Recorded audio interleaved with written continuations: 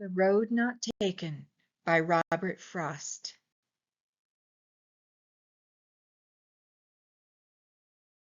Two roads diverged in a yellow wood, and sorry I could not travel both and be one traveler.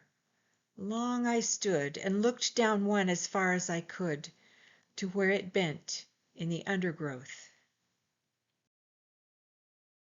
Then took the other, just as fair, and having perhaps the better claim because it was grassy and wanted wear, though as for that the passing there had worn them really about the same, and both that morning equally lay in leaves no step had trodden black. Oh, I kept the first for another day. Yet knowing how way leads on to way, I doubted if I should ever come back.